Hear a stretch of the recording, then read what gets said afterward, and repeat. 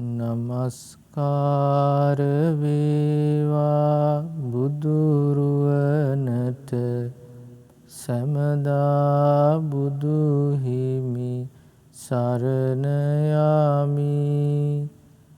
නමස්කාර වේවා ධම්රුවනට සැමදා සදහම් සරණ යමි.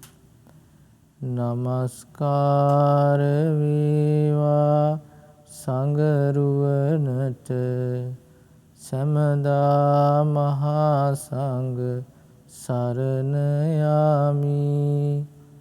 නමස්කාර වේවා තුනුරුවනට සැමදා තිසරණ සරණ යමි.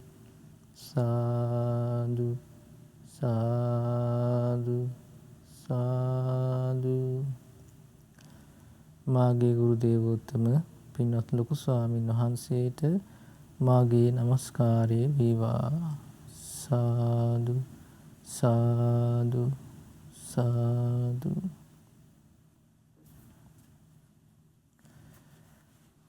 ශ්‍රද්ධාවන්ත වාසනාවන්ත පින්වත්නි, වෙනදා වගේම මේ සතියන්තේ මේ පින්වත් පිරිස මේ සූදානම් වෙන්නේ ඒ බුදුරජාණන් වහන්සේ වදාළ උතුම් මේ ශ්‍රී සද්ධර්මය ශ්‍රවණය කරන්නට. පින්වත්නි, අද මේ දවසේදී මේ වැඩසටහනේ මේ උදෑසන ධර්ම දේශනාවේ විකාශන දායකත්වයේ ධර්මින් පුණ්‍ය ධර්මයන් රැස් කරගන්නේ කුරුණෑගල වැල්ලව පදිංචි එච්.පී. කමලාවතී රාජපක්ෂ මහත්මිය ඇතුළු ඒ පින්වත් පිරිස විසින්. පින්වත්නි, අපේ බුදුරජාණන් වහන්සේ සරණ ගිය ශ්‍රාවක පිරිසක් හැටියට බුදුරජාණන් වහන්සේ දේශනා කොට වදාළ ධර්මය ඉගෙන ගන්න පිරිසක් හැටියට අපේ ජීවිතවලට මේ ධර්මය ගලප ගන්නට පුරුදු පුහුණු කර ගන්නට, ඒ වගේම බුදුරජාණන් වහන්සේ ඒ අපිට පෙන්වලා දුන්න ඉලක්කය කරා යන්නට අපි උත්සාහ කරන්න ඕනේ. එහෙම නැත්නම් ඒ බුදුරජාණන් වහන්සේව සරණ යාමේ අර්ථයක් නැහැ. අඩුම තරමේ අපිට අපේ හිතේ ආසාවක් හරි තියෙන්න ඕනේ. ඒ බුදුරජාණන් වහන්සේ ශ්‍රාවකයන්ට පෙන්වලා දුන්න ඒ ගුණධර්ම දියුණු කරගන්නට මෙන්න මේ ගුණයන්ගෙන් යුක්ත වෙනවා කියලා අඩුම තරමේ ආසාවක්වත් තියෙන්න ඕනේ. ඒක ඇති වෙන්නේ පින්වත්නි ඒකේ වටිනාකම තේරුණොත්. එහෙම නැත්තම් ඒක තේරෙන්නේ නැහැ. එහෙම අදහසක් හිතේ ඇති වෙන්නේ නැහැ. අපේ ජීවිතේ අපි ආස කරන දේවල් තියෙනවා. දැන් අපි තමන්ගෙන් අහලා බැලුවොත් මම ආසම කරන දේ මොකද්ද කියලා. එතකොට අපි අපේ හිතට නිතින් මෙන්නේ අපේ හිතේ කැමැත්ත පිහිටලා තියෙන දේ. මෙන්න මේ දේට තමයි ආසම. අද බොහෝ දෙනෙක්ගේ හිත තුළ ඒ වගේ ප්‍රශ්නයක් හැදුනාට පස්සේ යාගේ හිතට උත්තරය මේ ලෝකෝත්තර ඉලක්කයක් නෙමෙයි. ලෞකික දෙයක්. ලාමක දෙයක්. කාමයන් හා එකතු වෙච්ච දෙයක්. මොකද මේ ලෝකයේ සසර යන සත්වයා පුරුදු වෙලා තියෙන එකට. කාමයන්ම තමයි පතන්නේ. සමහරට එයා ආස කරන්නේ ඇහෙන්ට පේන ලස්සන රූපයක්. ආසම දේ කියලා කියනකොට මතක් වෙන්නේ රූපේ. එහෙම නැත්නම් කනට එන ශබ්දේ. නැත්නම් කාපු කෑමක්. නැත්නම් නාසයට දෙන්න සුවඳක්. එහෙම නැත්නම් මිහිරි පහසක්. මේවත් එක්ක එකතු වෙච්ච දෙයක් තමයි බොහෝ දිනෙකගේ හිතට එන්නේ. බොහෝ දෙනෙක්ගේ හිතට එන්නේ ඒක. පින්වත්නි, මේ ධර්මයෙන් ප්‍රතිඵල ලබන්නට නම් ඊට වඩා උත්තරීතර වූ දෙයක් ලබා ගන්න ආස කරන්න ඕනේ. ඒ තමයි මේ කුසලයන් දියුණු කරගන්න එක. එයාමා මහ නිවන කරා යන එක ගැන. ඒක මේ පැවිදි ජීවිතයට පත් වෙච්ච කෙනෙක් වේවා, ගිහි ජීවිතය ගත කරන කෙනෙක් වේවා වෙනසක් නැහැ.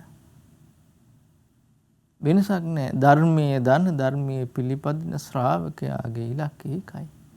දැන් ඔබට මතකද බුද්ධ දේශනාවල සඳහන් වෙනවා දැන් අම්මා කෙනෙක් තාත්තා කෙනෙක් දරුවෙකුගේ යහපත කැමති. බුදුරජාණන් වහන්සේ දේශනා කරනවා පින්වත් මහණෙනි, තමන්ගේ දරුවාට යහපත කැමති නම් අම්මටයි තාත්තටයි දරුවට ඉලක්කයක් පෙන්වන්න කිව්ව. මොකද්ද කියනවා? පිරිමි දරුවෙක් නම් කියන්න කිව්වා, පුතේ ඔබ ගිහි ජීවිතය අතහැරලා පැවිදි වෙනවා නම් සාරිපුත්ත මහරහතන් වහන්සේ වගේ වෙන්න. මොග්ගල්ලාන මහරහතන් වහන්සේ වගේ වෙන්න.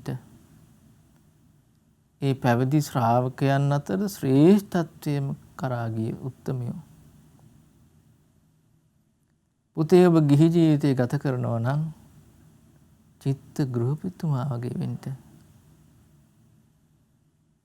උග්ග ගෘහපතිතුමා වගේ වෙන්න. උපාසක පිරිස අනාගාමී ශ්‍රාවකයෝ. පිරිමි දරුවෙකුට කිව්වා, දරුවෙකුට කියන්න කිව්වා ඒ වගේ වෙන්න කියලා. ඉලක්කය කිව්වේ ඒක. ගෑනු දරුවෙක් නම් ඉන්නේ දුවට කියන්න කිව්වා, දුවේ ඔබ පැවිදි වෙනවා නම් ගිහි ජීවිතය අතහැරලා පැවිදි ජීවිතයටපත් වෙනවා නම් කේමා මහරහත් තෙරින් වහන්සේ වගේ වෙන්න. උප්පලවන්නා මහරහත් තෙරින් වහන්සේ වගේ වෙන්න. බුදුරජාණන් වහන්සේගේ පැවිදි ශ්‍රාවිකාවන් අතර අග්‍ර වූ උත්තමාවියන් දෙපළ. ඊළඟට කියන්න කීවා, දුවේ ඔබ ගිහි ජීවිතය නම් ගත කරන්නේ පැවිදි වෙන්නේ නැත්තම් කුජුත්තරා වගේ වෙන්න. එහෙම නැත්තම් වේලුකන්ටකී නන්ද මාතාව වගේ වෙන්න. අනාගාමී උපාසිකාවන්. බුදුරජාණන් වහන්සේගේ සරණගේ උපාසිකාවන් පිරිස අතරේ අග්‍ර වූ දෙපළ. දැන් බලන්නේ ඉලක්කය තුල බුදුරජාණන් වහන්සේ පෙන්වන්න කියලා කිව්වේ අර නිවන කරා යන ජීවිතයක්. කාමයට එක්ක එකතු වෙච්ච එකක් ගැන නෙමෙයි. හේතුව බුදුරජාණන් වහන්සේ දැක්ක ඒකේ වටිනාකම. ඒක තමයි කෙනෙක්ගේ ජීවිතයක් තුළ ඇති වෙන්න ඕන පරිවර්තනය. අපිට මෙතුවක් කාලයකට කරගන්න බැරිනුත් ඒක. මේ සසරේ මේ දීර්ඝ සසරේ මේ දුක් විඳගෙන ආවේ කාමයන්ම පතපතා. කාමයන් පතපතාවේ. ඒ විරාගිය නිවන කරා යන ජීවිතයක් හදාගන්න බැරි වුණා අපිට. ඒකයි මෙච්චර මේ ප්‍රශ්න වල පැටලි ඉන්නේ. මෙච්චර මේ ප්‍රශ්න වල පැටලි ඉන්නේ. දුකේ බැහැගෙන ඉන්නේ. ඒකේ නිදහසට විදියක් නැතුව ඉන්නේ. දැන් ප්‍රශ්නේ කියන්නේ පින්නතුනේ අපිට ඒකවත් තේරෙන්නේ නැහැ. තේරෙන්නේ නැහැ. ජීවිතේ ඒම ස්වභාවයක් තියෙන්නේ කියලා තේරුම් ගන්න තරම් නුවණක් නැහැ. හිත පුරුදු කරලා තියෙන්නේ ආස්වාදයේම දකින්න ආදීනමේ කොයිතරම් තමන්ගේ ඉදිරියට ආවත් ඒක බැහැර කරන්න, ඒක අමතක කරන්න. එතකොට ආස්වාදයේම හොයමින් යන ජීවිතය ආස්වාදයක් තියෙනවා, සුළු ආස්වාදයක්. හැබැයි යාට ඒ ආස්වාදයත් එක්ක ඒක පිටිපස්සේ හැංගිලා තියෙන ආදීනමටත් මුහුණ දෙන්න වෙනවා. ඉතින් විඳවනවා. ඉතින් මේ ගැටලුව අපිට පෙන්ලා දෙන්නේ හරි විදිහට බුදුරජාණන් වහන්සේගේ ධර්මයෙන්. උන්වහන්සේ මේ ජීවිතයක මේ හැංගිලා තියෙන මේ සත්‍ය සම්පූර්ණයෙන්ම අවබෝධ කළා. අවබෝධ කළ අප කරේ මහා කරුණාවෙන් කියලා දුන්නේ. ඉතින් අපි දක්ෂ වුණොත් ඒ බුදුරජාණන් වහන්සේ විසින් ඒ කියලා දෙන ධර්මයේ තේරුම් ගන්නට අපේ ජීවිතය බොහෝම සුන්දර එකක් වෙනවා. බොහෝම ලස්සන එකක් වෙනවා. ඒ සුන්දරත්වය මේ කාමයන්ට ලබා දෙන්න බෑ. ඒ කාමයන් ඉක්මවා ගියපු දෙයක් ඒදී. ඉතින් ඒකයි. ඉතින් අපි ඒක තේරුම් ගන්න ඕන පින්නතුනි. ඒ බුදුරජාණන් වහන්සේගේ ධර්මයෙන් අපිට පෙන්ලා දෙන්නේ ඒක කියලා. ඉතින් ඒ බුදුරජාණන් වහන්සේ විසින් ඒ උතුම් වූ ශ්‍රී සද්ධර්මයේ කියලා දෙනකොට මේ පුණ්‍යවන්තයින් ඒ ධර්මය අහන්ට වාසනාව ලැබුණේ පුණ්‍යවන්ත පිරිස ඒ ධර්මයෙන් ප්‍රතිඵල ලැබුවා. ඒ සුන්දර වූ ජීවිතය ඇති කරගත්තා. ඉතින් අද මම මේ පින්වතුන්ට කියලා දෙන්න කල්පනා කළේ ඒ වගේ පින්වත් දෙපළකට කියලා දුන්න ධර්මයක්. ඒ ධර්මයේ අහලා ඒ පින්වත් පිරිස උතුම් වූ ජීවිතයක් කරා ගියා. සුන්දර වූ ජීවිතයක් ඇති කරගත්තා. ඒ පින්වත් පිරිස අහපු ධර්මයේ තමයි අද මම මේ පින්වතුන්ට සිහිපත් කළ දෙන්න කල්පනා කළේ. මේ දේශනාවේ නම තමයි ජරා සූත්‍රය. සුත්ත නිපාතයට අයිති. හරි ලස්සන දේශනාවක්. මේ දේශනාවෙන් බුදුරජාණන් වහන්සේ අපිට පෙන්ලා දෙන්නේ මේ ජීවිතයේ තියෙන සත්‍ය තේරුම් ගන්න කියන එක. ආස්වාදෙම හොයන එක නෙමෙයි. මේ ජීවිතයේ යථාර්ථය දකින්න මහන්සි ගන්න. මේකයි කියලා. ඉතින් මේ දේශනාව බුදුරජාණන් වහන්සේ දේශනා කළේ ඒක අම්මා කෙනෙකුටයි තාත්තා කෙනෙකුට සාකේත නුවර හිටපු. මේ අම්මයි තාත්තයි බුදුරජාණන් වහන්සේ සාකේත නුවරට වඩිනකොට මේ බුදුරජාණන් දැක්ක විතරයි මේ අම්මයි තාත්තයි මේ දෙපළ ඇවිල්ලා අඬා වැළපෙන්න ගත්ත පුතේ මෙච්චර කාලයක් කොහෙද ගිහිල්ලා ඉතියේ. දැන් එතන ඉන්න පිරිස කතා වෙන්න ගත්තා මේ කවුද මේ බුදුරජාණන් වහන්සේගේ අම්මයි තාත්තයි කියලා කියන්නේ. බුදුරජාණන් වහන්සේගේ අම්මා තාත්තා වෙලා ඉඳී සුද්ධෝදන මහරහතුමා මහා මායා බිසෝන් වහන්සේ සුළුමා වෙලා ඉඳී ප්‍රජාපති ගෞතම. ඒ කිසිම සම්බන්ධයක් නැති දෙන්නෙක් මොකද මේ අම්මයි තාත්තයි දැනගන්නේ. පුතා කියලා කියන්නේ මොකද? බුදුරජාණන් විස්තර කරනවා මේ දෙන්නා සසරි අම්මයි තාත්තයි වෙලා ඉඳලා තියෙනවා. බෝසතාණන් වහන්සේ. සුළුමව වෙලා සුළු පියා වෙලා ඉඳලා තියෙනවා. ආත්භව ගාන මේ මෑත සසරේ මේ දීර්ඝ කාලය තිස්සේ මේ ආපු සම්බන්ධයට මේ ජීවිතයේ බුදුරජාණන් වහන්සේ මුණ ගැහෙනකොට අර පුත්‍ර ස්නේහය ආවේ. ආනෝ සසර සම්බන්ධකම් එන හැටි අපි දන්නේ නැහැනේ. හිතවත්කම් මේ විදිහට ඇදිලා එනවා. ඒ වගේම තමයි තරහා මරහා ඒවත් එනවා. ඉතින් මෙතන මේ අර ආදරේ සෙනෙහස ඒ සම්බන්ධයත් එක්ක තමයි මේ අම්මයි තාත්තයි. මේ දෙන්නට බුද්ධ මාතා බුද්ධ පිතා කියලා කලින් පස්සේ කිව්වේ. එතකොට මේ දෙන්න ඒ සම්බන්ධ නිසා තමයි බුදුරජාණන් වහන්සේට දුටු පවණි මේ පුතා කියලා කිව්වේ. ඉතින් මේ දෙන්නට තමයි බුදුරජාණන් වහන්සේ මේ සුන්දර දේශනාව කියලා දෙන්නේ. දැන් මේකේ ඇත්තටම තියෙන්නේ අපිට මේ දිනදා අපේ ජීවිතේ දකින්න තියෙන දේ බුදුරජාණන් ඉස්මතු කළ දෙන්නේ. දැන් බලන්න මේ ධර්මයේ අහපු යම්මයි තාත්තයි සෝතාපන්න වුණා. කෙනෙක්ගේ ජීවිතයක් සෝතාපන්න ඵලය කරා ගෙන යන්න පුළුවන් ධර්මයක් මේ අපි අහන්නේ එතකොට. ඒ පරිවර්තන ජීවිතය ඇති කරගන්න පුළුවන්. බුදු මුවින් මේ ධර්මය අහපු ඒ පුණ්‍යවන්ත ඒ අම්මයි තාත්තයි මඟපල් ලැබුවා.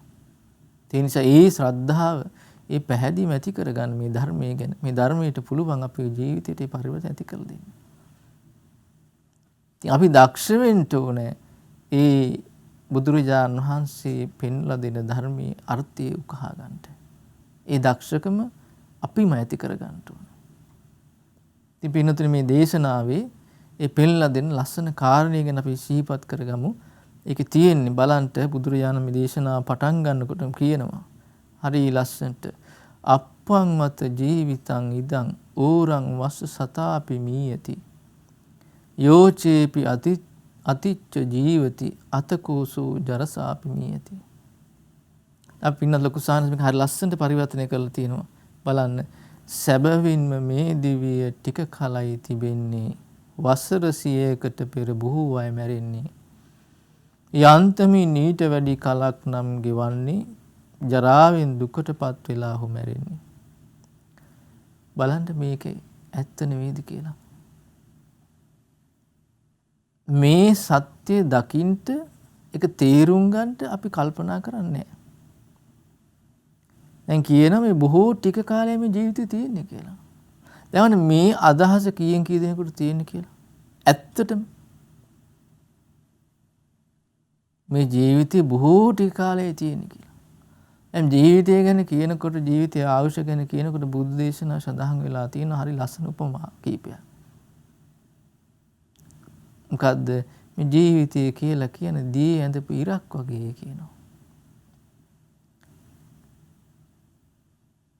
දියේ ඉරක් ඇඳට පස්සේ ඒක සුළු මොහොතකින් නැති වෙලා යනවා. බොහෝ කාලයක් තියෙන්නේ. බොහෝ කාලයක් තියෙන අඳින සැනින් නැති වෙලා යනවා.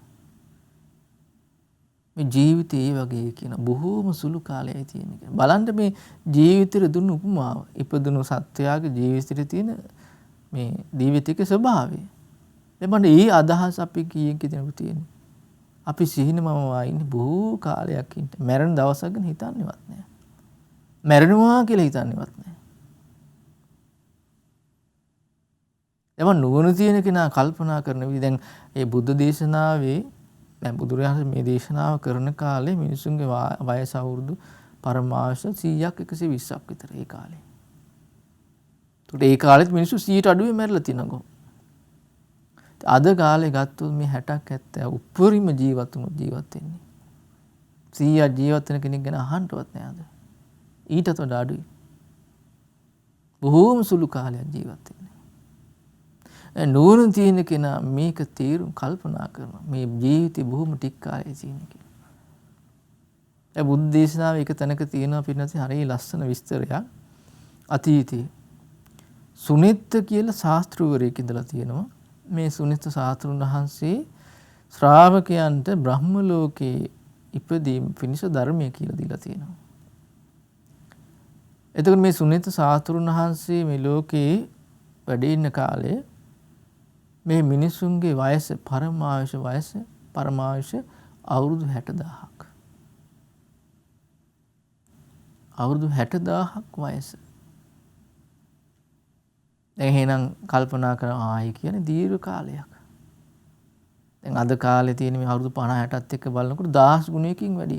දැන් අපි අද කාලේ කතා වෙන මනුස්ස ලෝක ඉතිහාසය ගැන කතා කරනකොට 60000 ගැන කතා වෙන්නේවත් නැහැ.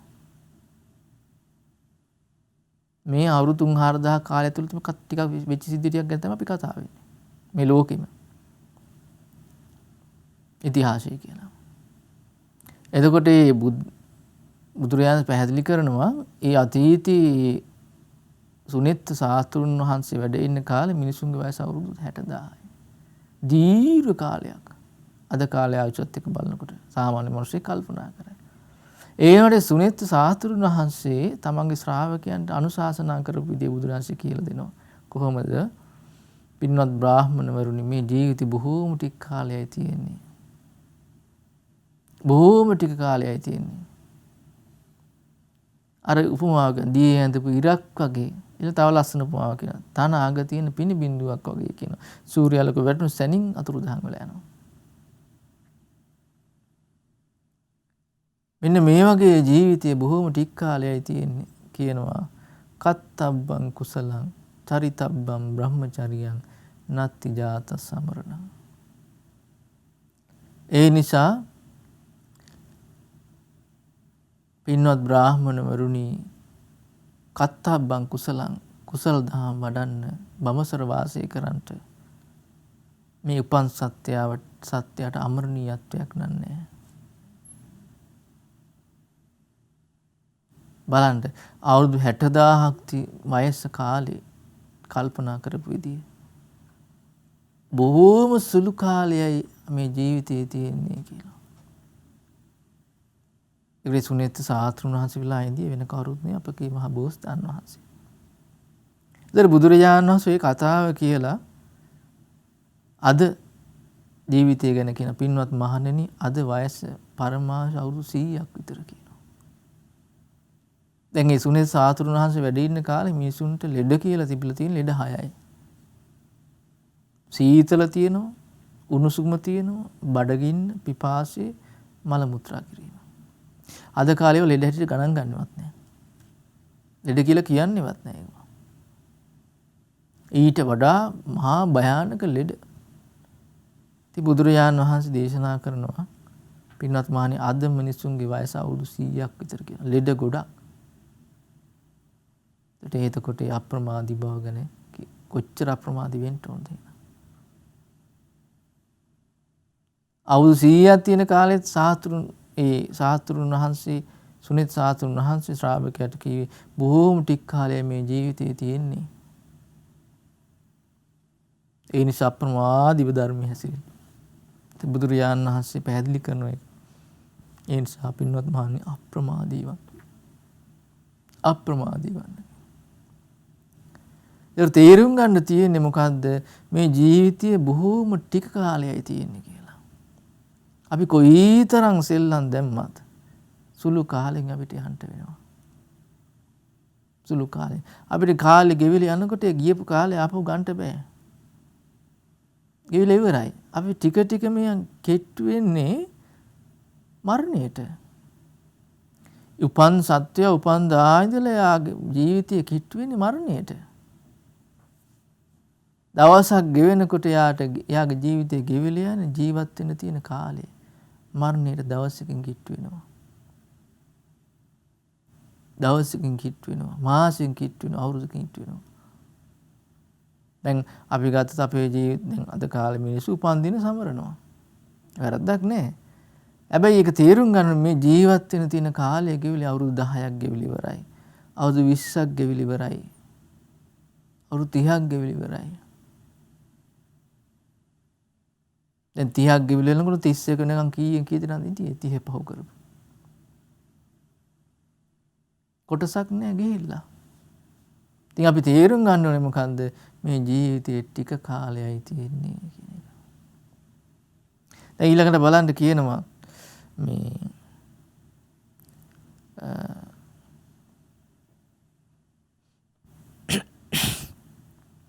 කවුරු හරි කෙනෙක් දැන් බුදු දේශනාවේ විස්තර කරන්නේ කොහොමද අවුරුදු 100කට කලින් බොහෝ කට්ටිය මැරෙනවා කියන. හැබැයි ඊට වැඩි කට්ටිය ඉන්නවා ජීවත් වෙලා ජරාවෙන් දුකටපත් වෙලා මැරෙනවා. මරණයටපත් වෙන හැබැයි ජරාවෙන් බොහෝ දුකටපත් වෙනවා. ජරාවෙන් දුකටපත් වෙනවා කියලා කියන්නේ පින්වත්නි මේ ශාරීරිය දිර්ල යනවා. අතපය වාරු නැති වෙනවා. කතා කරගන්න බෑ. ඇස් දෙක පේන්නේ නැහැ. කන් ඇහෙන්නේ නැහැ. කිසි වැඩපලක් කරගන්න බෑ. ඇවිද ගන්න බෑ. තමන්ගේ කියලා කිසි දෙයක් කරගන්න බෑ. ඉඳගත්තට පස්සේ නැගිට ගන්න බෑ. ඇලවුණාට පස්සේ ඉඳ ගන්න බෑ. එහෙම ජීවිතයකටපත් වෙනවා. දැන් තරුණ කාලේ බොහෝ ආනුභාව සම්පන්න විදිහට බොහෝ බලපුලුවන්කාරකම් කරමින් හිටපු ජීවිත ජරාවටපත් වුණාට පස්සේ ඇඳට වැටෙන්නේ. දැන් ඔබ දැකලා සමහර වෙලාවට ඇඳේ වැටලා ඉන්නවා මල මුත්‍ර කොටේ. මල මුත්‍ර පිට වෙනකොට ඒක සුද්ධ කරගන්න Tamanට බෑ. කටින් කෙල වැටෙනවා කෙල ටික බේර ගන්න ඒව පිහ ගන්නට Tamanට කරගන්න බෑ. කවුරු කෙනෙක් ඉන්න ඕනේ උපස්ථාන කරන්න. එහෙම නැති වෙනකොට අර මල මුත්‍ර ගොඩේ වැටලා ඉන්නවා. වань ජරාවට නිසා දුකටපත් වෙන හැටි. ඉතින් ඉපදෙනකොට මෙතෙන්ට ආවේ නෑ. බලන්න මේ ජීවිතේ ඒතට යන හැටි. ජීවිතේ ටික ටික තෙන්ට යන හැටි. ඇස් දෙක හරියට පේන්නේ නැහැ. කියන දේ ඇහෙන්නේ නැහැ කවුරුව. අතපය වාරු නැහැ. මේක මේ ජීවිතේ සත්‍යයයි. ඒක තේරුම් ගන්න ඕනේ. දැන් මේ කාරණේ තමයි මේ කවුද බුදුරජාන් වහන්සේ අර අම්මටයි තාත්තටයි පෙන්නලා දෙන්නේ මේකයි මේ ජීවිතේ හැටි. අපි තේරුම් ගන්න ඕන පින්නතුණී එහෙනම් මේ ජීවිතේ බොහෝ කාලයක් තියෙන්නේ සුළු කාලයකින් ගෙවිලා ඉවරයි. ගොඩාක් කාලයක් ජීවත් වුණා. බොහෝ වයස වෙනකන් ජීවත් වුණා. මෙයාර ජරාවෙන් දුකටපත් වෙන්න බොහෝ විඳවන්ට වෙනවා. ඒක එක්කෙනෙකුට කියලා නෑ. පොදු ධර්මතාවයක්. පොදු ධර්මතාවයක්. කෙනෙක්ගේ පුණ්‍ය විපාකයකට පොඩි තුළු එහා මේවාක වෙන්න පුළුවන්. හැබැයි බොහෝ පොදුවේ ගත්තොත් මේ ස්වභාවයටපත් වෙන්න වෙනවා. දැන් සාමාන්‍යයෙන් මිනිස්සෙක් හිටියොත් මෙයා කල්පනා කරන්නේ නැහැ. ජීවිතේ ටික කාලයයි තියෙන්නේ කියලා හිතන්නේ නැහැ. ජරාවෙන් දුකටපත් වෙනවා කියලා හිතන්නේ නැහැ. ඒක දකින්න එක තේරුම් ගන්න නුවණක් නැහැ. ඒ හැම වෙලාවෙම ආශ්වාදෙම සිහි කරගෙන ඉන්නේ. මේ ආදීනෙම තේරෙන්නේ නැහැ. ඒක දකින්න කැමතිත් නැහැ. අපෝ එපා. කතා කරන්නවත් කැමති නැහැ. ඉතින් ඒක තේරුම් ගන්න මහන්සි ගන්නවා කියන්නේ කවර කතාවද? ඉතින් බුදුරජාණන් වහන්සේ මේ කාරණා පෙන්ලා දෙන්නේ මේක තේරුම් ගන්නට. ඒ තේරුම් ගත කෙනාට තමයි පුළුවන් හිත වට ගන්නේ නැතුව ලස්සන ජීවිතයක් ගත කරගන්න. අනතුරේ නොමැටි බේරෙන්න පුළුවන් ඒ කෙනාටයි. ඒකයි. ඉතින් අපි තේරුම් ගන්න ඕන පින්නතුනේ. ඒතකොට මේ ජීවිතයේ තියෙන්නේ බොහෝම සුළු කාලයයි. ඒ සුළු කාලේ ස්වභාවය තමයි ජරාවෙන් දුකටපත් වෙනවා. වань මේ ජරා මරණ කරා යන ජීවිතයේ හැටි. ඊළඟට බුදුරජාණන් දේශනා කරන බලන්ට සෝචන්ති ජනා මමායිති නහි සන්තා නිච්ඡා පරිග්ගහ විනා භාවං සන්තමේ විදං ඉති දිස්වා නාගාරමාවසි කියනවා මව මගේ යයි සිතාගෙන ශෝක කරත් මෙය අල්ලගත් සියලු දේ සනාතන නොවෙත් මෙය වෙනස් වෙන ලෝ දහම හැම තැනම තිබෙත් මෙය දැක මෙලෙස ගිහි ගෙදර විසිය යුතු නොවෙත් මෙය කියන කතා බලන්ට ජීවිතයේ සත්‍යය මොකද කරන්නේ හැම දෙයක්ම අල්ල ගන්නවා මම මගේ මටයි අයිති කියලා. දකින දේ ඇහැට පෙනෙන රූපේ කනට ඇහෙන ශබ්දයේ දිවට දැනෙන රසයේ කයට දැනෙන මේ හැම දෙයක්ම මේක මටයි අයිති. ඒක මට තියෙනවා නම් හොඳයි. අයිති කරගන්න හදනවා අයිති කරගද්දී අල්ල ගන්නවා. අල්ලගෙන විඳවනවා. ඒවා අනිත්‍ය ධර්මයට පත් වෙලා යනකොට තමන්ගේ වශකේ පවස්සන්න බැරි දෙයක්. ඒවා වෙනස් වෙලා යනකොට දුකටපත් වෙන ඇයි මෙහෙම වෙන්නේ? ඇයි මෙහෙම වෙන්නේ? දැන් සමහර සිද්ධි වෙනකොට ඒ අල්ලගත දේ අතහැර ගන්න බඳු දාලයන්ට වෙනකොට මනුස්සයන්ට උහුල ගන්න බෑ. උහුල ගන්න බෑ. පිස්සු වැටෙනවා. පිස්සු වැටෙනවා. දැන් බලන්න දැන් හරිය ලස්සන උදාහරණයක් තියෙනවා. දැන් බලන්න බුද්ධ කාලයේ ඒ කාලේ කිට්ටුව ඉඳලා තියෙනවා මුණ්ඩ කියලා රජ කෙනෙක්. මේ මුණ්ඩ රජුරවන්ට ඉඳලා තියෙන භද්‍රා කියලා බිසව. හරි ලස්සනයි. හරි ආදරෙන් ඉඳලා තියෙනවා. ඉතින් මේ භද්‍රා බිසවුන් වහන්සේ තරුණ අවදියේදී මැරුණා. ඉතින් භද්‍රා කියන නම මේ බිසවුන් වහන්සේට තිබෙත් ඒ සුන්දර නිසා. හරි ලස්සනයි.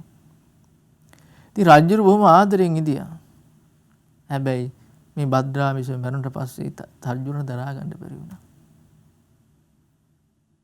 දරා ගන්න බැරි වුණා.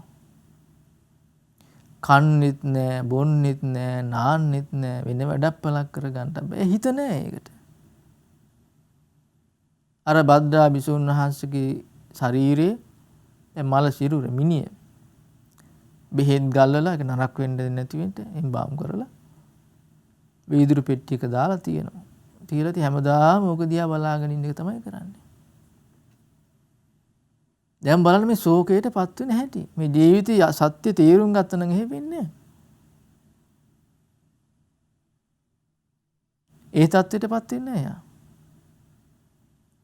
එතකොට වාසනාවට මේ රජුරුවන්ගේ ඇමති කෙනෙක් ඉඳියා. පියක කියලා. මේ පියක ඇමති රජුරු එක්ක යන මහා කප්පින මහ රහතන් වහන්සේ ළඟට.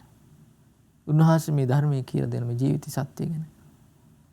ඒ ධර්මයේ තේරුම් ගන්න, ඒ තේරුම් ගන්නවත් එක්ක අර හිතේ තිබුණු ශෝකය දුරු වෙලා ගියා. ශෝකය දුර වෙලා ගියා. ඊට පස්සේ පියක ඇමතිතුමාට කියනවා මේ උණ්ඩ රජුරු පියක ගිහිලා බද්දා විසුණු වහන්සේගේ ශරීරේ ආදාහනය කරන්න, පුච්චල දාන්න, සෝනට දාන්න, කැමති දෙයක් කරන්න කියලා. බලන්න මේකේ අර්ථයක් දන්නේ නැතිකම නිසා ජීවිතයට වෙන හානිය. ඒ දේවල් අල්ලගෙන ඉන්න මේක අනිත්‍ය වෙලා යන දෙයක්, වෙනස් වෙලා යන දෙයක්, තමාගේ වශයෙන් පවත්වන්න බෑ කියලා දන්නේ නැහැ. දන්නේ නැති නිසා ඒව අල්ලගෙන ඉන්න මම මගේ කියලා. වෙනස් වෙලා යනකොට ශෝක කරනවා, අඬනවා. දැන් බලන්න ජීවිතයක් ගැන. ඉඩ කඩන් වලට කොයිතරම් කට්ටිය අහු වෙනවද? යාන වාහන වලට කොයිතරම් කට්ටිය අහු වෙනවද? ඇඳුම් ආයතන වලට කොයිතරම් අහු වෙලා යනවද? අද කාලේ ගත්තොත් මේ තාක්ෂණික ලෝකේ ෆෝන් එකට කොයිතරම් කට්ටිය අහු වෙනවද? දරා ගන්න මේක පොඩ්ඩක් එහාට මෙනුන දරා ගන්න බෑ. ඒ පාවිච්චි කරන නොකරනවා කියන එක නෙමෙයි. මේක මේ අනිත්‍ය ධර්මයට අයිති එකක් කියලා තීරුම් ගන්න. දැන් කොයි කී දිනේ පීඩටපත් වෙන සමහර ෆෝන් එක හරියට වැඩ නැත්තම් සිග්නල් වැඩ කරේ නැත්තම් ඒක කැඩුනොත් එහෙම heart attack එන තත්ත්වයට සමාන කට්ටියට. ඇයි මේවා මේ අනිත්‍ය ධර්මයට අයිති කියලා දන්නේ නැහැ. තීරුම් ගන්නෑ. ඒ නිසා ශෝක කරනවා. දැන් බලන්න පිළිදෙන මොන දේ කරත් මේක අනිත්‍ය වෙලා යනවානේ. කොයිතරම් දෙයක් අපි අල්ලගත්තත් අනිත්‍ය වෙලා යනවා. දැන් බලන්න එක තැනක බුදුරජාණන් දේශනා කරන බලන්න බුදුරජාණන් ශ්‍රාවකයව හික්මුව නැහැටි. සාමාන්‍ය ලෝකයේ තියෙන තැනට වඩා වෙනස් එතන. බුදුරජාණන් දේශනා කරන භික්ෂුන් වහන්සේලා ටික දවසක් පින්වත් මහණනි ඔබට දකින්න ලැබෙයි මේ ලෝකේ මහා සුඛෝභෝගී ජීවිත ගත කරන කට්ටිය. ලස්සන වාහනයක්, හොඳ වාහනයක් සුපිරි, ලස්සන ගෙවල් දොරවල් හදාගෙන ලස්සන සුන්දර ජීවිතයක් ගත කරන කට්ටිය දකින්න ලැබෙයි. පින්වත් මහණනි ඔබ එතකොට මෙන්න මෙහෙම අදහසකට ඒකාන්තයෙන් පැමිණෙන්න කියන මේ වගේ නිෂ්ඨාවකට. මොකද්ද මේ කල්පනාව? මේ කල්පනාවට එන්න කියන මොකද්ද? මේ දීර්ඝ සසරේ ගමන් කරද්දී මම කී වතාවක් නම් මේ විදිහේ සුඛෝභෝගී ජීවිතයක් ගත කරන්නට ඇද්ද? හැබැයි ඒක අනිත්‍ය වෙලා ගියා. වෙනස් වෙලා ගියා. ඒ නිසා මේ ජීවිතය ගැන කලකිරෙන එකමයි වටින්නේ. නොලෙන එකමයි වටින්නේ, නිදහස් වෙන එකමයි වටින්නේ කියලා. දැන් මම මේ අනිත්‍ය කියන දේ මේ තේරුම් ගන්න ශ්‍රාවකයට හේතු ගන්න නැහැටි බුදුරජාණන් වහන්සේ. ඒ සාමාන්‍ය මිනිස්සුෙකුට එහෙම දෙයක්, එහෙම ස්වභාවයක් මුහුණ දෙන්න උනෙන් පස්සේ කල්පනා කරන අනේ මටත් මේ වගේ වෙන්න තියෙනවා නම්. ඒක වැරද්දක් නෑ ඇත්තටම. වැරද්දක් නෑ කියලා කියන්නේ අර සසරෙන් නිදහස් වෙන පැත්තට යාග හිත නැමෙන්නේ ඒකයි.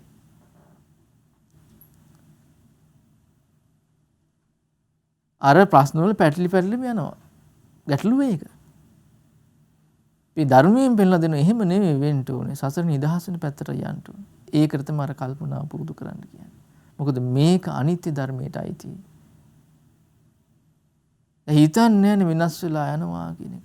දැන් ඔබ දැකලා තියෙ සමහර ලාවට මේ හිඟාකා ඉන්න මිනිස්සු සුළු දවසකින් මහා ධන කුවීරු බවටපත් වෙනවා.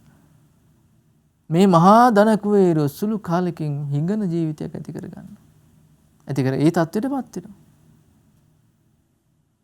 සමහරට මේ මහා ලස්සන ජීවිත ගත කරන බොහොම සුන්දර පෙනුමක් තියෙන කෙනා බොහොම සුළු කාලේ ඒ පෙනුම විරූපී වෙලා ගිහිල්ලා දුර්වර්ණ වෙච්ච කෙනෙක් බවටපත් වෙනවා. මහා ආනුභාව සම්පන්න ජීවිත ගත කරන කට්ටිය ඉන්නවා. කිසිම ආනුභාවයක් නැති කෙනෙක් බවටපත් වෙනවා ටික කාලෙකින්. මේ අනිත්‍ය ලෝකේ හැටි. ඒකයි කියන්නේ මේ වෙනස් වෙන ලෝක ධර්මයේ දකින්ට මහාසි ගන්නට කියනවා. ඒක තේරුම් ගත්ත කෙනා නිවන කරා යන ජීවිතයක් ඇති කරනවා. මොකද දන්නවා මේකේ අර්ථයක් නැහැ. අල්ලගන්න කියලා කිසි දෙයක් මේකේ නැහැ කියලා. දැන් අපිට වෙලා තියෙන්නේ එහෙම තේරෙන්නේ නැහැ. මේ ලෝකේ සාක්ෂාත් කළ යුතු දෙයක් තියෙනවා. මේ ධර්මයෙන් තේරුම් ගන්න කෙනා කල්පනා කරන එයා දකින්නේ සාක්ෂාත් කළ යුතු දෙයකට මේ ලෝකේ තියෙන නිවනයි. වෙන දෙයක් නෑ. සාක්ෂාත් කළ යුතු දෙයක් තියෙනවා නම් මේ ලෝකේ සාක්ෂාත් කළ යුතු දේ ඒ අමා නිවනයි. ඒකයි අර්ථය. ඒක වැටහෙන්නේ නැති තාක් එයා අනික් ඉලක්ක සාක්ෂාත් කරන්න යනවා. මෙයා දන්නේ නැහැ මේ සසරේ කොයිතරම් වාරක ඒ වගේ දේවල් ජීවිතේට ඇති කරගෙන අනිත් වෙලා ගියාද කියලා. දැන් කී වතාවක් නම් අපි මේ මනුස්ස ලෝකෙදී සක්විති වෙලා ඉන්නද? සක්විති රජවරු වෙලා ඉන්නද? කාන්තාව හැටියට ස්ත්‍රී රත්නයක් වෙලා කොයිතරම් වාරයක් ඉන්නද? අනිත් වෙලා ගියා. වෙනස් වෙලා ගියා. අපිට මතක නැහැ. දැන් අපිට ඉතින් කවදාවත් ලැබුණු නැති ජීවිතයක් ඒක. අද කාලේ අපිට සක්විති රජුරු දකින්න නෑ. පොඩ්ඩක් මේ ටිකක් ලස්සන ගියක් හදාගෙන ඉන්න කෙනෙක් දැකන මේ වගේ ජීවිතයක් මට ඇති කරගන්න ඕන කියලා හිතන්නේ. ඒ අපි දන්නේ නෑ කී වතාවක් නම් ඒ වගේ ආනුභාව ජීවිත ඇති කර ආනුභාව සම්පන්න ජීවිත ඇති කරගෙන ඉන්නත් ඇද්ද ඒව අනිත් වෙලා ගියා කියලා. බුදුරජාණන් වහන්සේ බුදු නුවණින් ඒක දැක්කා. දැකලා අපිට කියා තේරුම් ගන්න. මේකයි කියලා. මේ වගේ ජීවිතයක් දැක්කොත් තමන් ඉස්සරහට આવොත් කල්පනා කරන්න කියලා කි මේක අනිත් වෙලා යන එකක් කියලා ඒකයි. වෙන දෙයක් නිසා නෙමෙයි. ඒ නිසා පින්නතුනේ අපේ මේක තේරුම් ගන්න කල්පනා කරන මේක මේ අනිත් වෙලා යන ජීවිතයක්. තමන්ට විතරක් නෙමෙයි මේ ලෝකේ හැම දෙයක්ම. ඒක බුද්ධ දේශනාවේ එක තැනක තියෙන ගෝහමේ පින්ඩූපම කියලා දේශනාවක ගොම පිටක් බුදුරජාණන් වහන්සේ තමන්ගේ හස්තයට අරගෙන පෙන්ලා දෙනවා. පින්නත් මහන්නේ මෙච්චර විතර මේ පොඩි දෙයක් හරි මේ ලෝකයේ තියෙනවා නම් නිත්‍ය වූ දෙයක්. වෙනස් නොවන ස්වභාවයට අයිති දෙයක්. මේ ලෝකේ නිවන කියලා දෙයක් පනවන්න බෑ. අනිත්‍යයි කියනවා. නිත්‍යයි කියලා ගන්න කිසි දෙයක් මේ ලෝකේ නෑ. ඒකයි මේ අපි තේරුම් ගන්න පින්නතුනේ යම් දෙයක් තියෙනවද මේ ලෝකේ අපි සම්බන්ධ වෙන හැම දෙයක්ම අනිත්‍ය ධර්මයටයි අයිති. එතකොට හැම තැනම අපිට දකින්න තියෙන එක නේද? දැන් මේක අපි දකින්නව නම් මේ ගැන කල්පනා කරන හිත නිකම්ම උපේක්ෂාවටයිපත් වෙන්නේ. මේ ගැටෙන්න යන්නේ නැහැ මේ ලෝකේ. දැන් සමහර මිනිස්සු මේ හොඳට ලස්සන ජීවිතයක් ඉන්නවා. හොඳට හොඳ ගතිගුණ තියෙනවා. ටික දවසකින් එයා ඒ ගතිගුණ බැහැර කළ නරක අකුසල් කරන කෙනෙක් බවට පත් වෙනවා. මම අනිත්‍ය ස්වභාවය හැටි. වෙනස් වෙලා නැහැටි.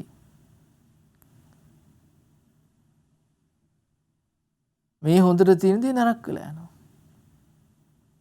වෙලාවකට සැප සහගත දේවල් වෙනවා, වෙලාවකට දුක් සහගත දේවල්. වෙලාවකට මිනිසු නිඳා කරනවා.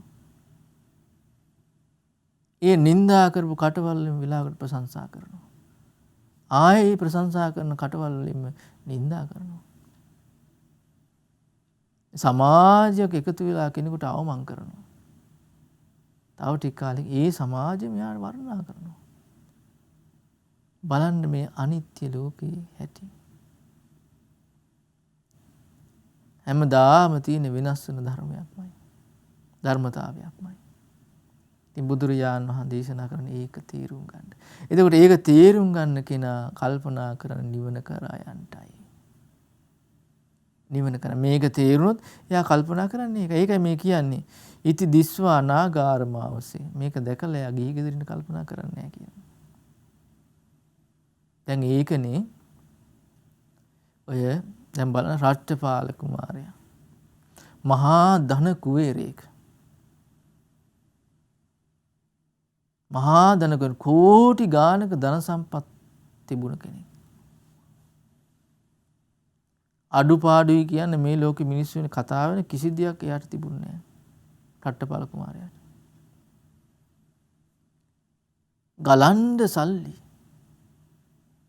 ඒ විස්තර සඳහන් වෙනවා ඒ ගමේ ඒ ප්‍රදේශයේ පිරිසට කන්න දෙන්න පුළුවන් කියනවා මේ රට්ටපාල කුමාරයාට.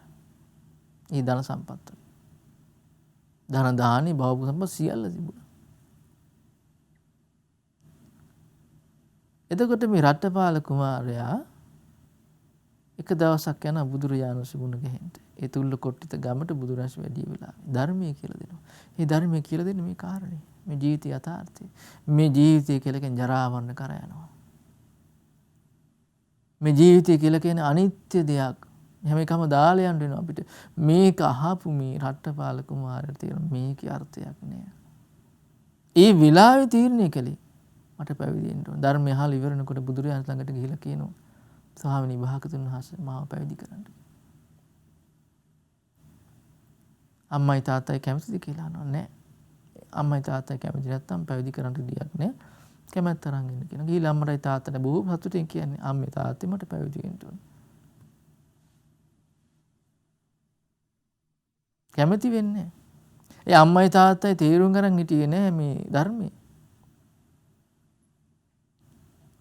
ධර්මයේ තීරුම් ගන්න හිටියේ නෑ. ඒ නිසා තීරුම් ගත්තේ නෑ මේ පැවිදිනවා කියලා කියන්නේ මේ ගුණධර්ම දියුණු කරනවා කියලා කියන්නේ මහා වටින දෙයක්. ජීවිතේ යහපතක් දෙන දෙයක් කියලා තීරුම් ගත්තේ නෑ. පුතාට කිව්වේ මොකද පුතේ ඔබ මලත් ඔබට පැවිදිින් නම් අපි දෙන්නේ නැහැ කියලා. ඒ රට්ටපාල කුමාරයා කිව්වා මට එහෙනම් මේ ජීවිතේ වැඩක් නැහැ. ඒ උතුම් ජීවිත කරාමට යන්න බැයි නම් මං ජීවත් වෙලා වැඩක් නැහැ මම මැරෙනවා. නොකානවි දවස් 7ක් ඉඳියා. ඊට පස්සේ මම හිතාතේ අවසර දුන්නා. කාටි නම් කතාවේ ඇයි අපරාධ එහෙම කරේ එහෙම නැතු යාර පැවිදිින් අවසර දෙන්න තිබුණානේ කියලා. දැන් බලන්න තමන්ගේ දරුවෙක් ඇවිල්ලා තමන්ට කිව්වොත් එහෙම අම්මේ මට පැවිදි වෙන්න ඕන. මුළු හිතින් කී දෙනෙක් ආශිර්වාද කරයිද? හදවතින් අනේ සාදු සාදු කියලා කී දෙනෙක් අනුමෝදන් වෙයිද? බොහෝ දෙනෙකුට ඒක කරන්න බෑ. ඒ වගේ වචනයක් අහනකොට නේ පපුවට අයින වගේ තේරෙන්නේ ගොඩක් දෙනෙක්. බෑ කියන්නේ බැරි නිසා හා කියන කට්ටිය ගොඩක් ඉන්නවා. ඇයි? මේක තේරෙන්නේ. ඒක තේරුම් ගත්ත කෙනා ඒ නිවන කරා යන ජීවිතයක් ඇති කර ගන්නවා. ඉතින් ඒක තේරුම් ගන්න පින්නතුනේ අර නුවණ කියන දේ ඕන. ඉතින් අද කාලේ ගොඩක් දෙනෙකුට නැත්තේත් ඒක. ඒ නැති නිසා තමයි මේ ජීවිතේ මේ සත්‍ය තේරුම් ගන්න කල්පනාව හසුරුව ගන්න යා දක්ෂ නැත්තේ. ආශ්වාදිතම රැවටි ඒ පස්සෙම දුවන්නේ ඒ කාමයන් පස්සෙම දුවන්නේ ඒකයි. ඉතින් ඒකෙන් ගැලවෙන්නේ නුවණ තියෙන කෙනා. ඉතින් මේ නුවණ තියෙන කෙනාට තමයි මේ ධර්මයෙන් ප්‍රතිඵල ගන්නට මේ වාසනාව තියෙන්නේ. ඉතින් මේ ධර්මයේ අහපු අම්මයි තාත්තයි සෝතාපන්න වුණා.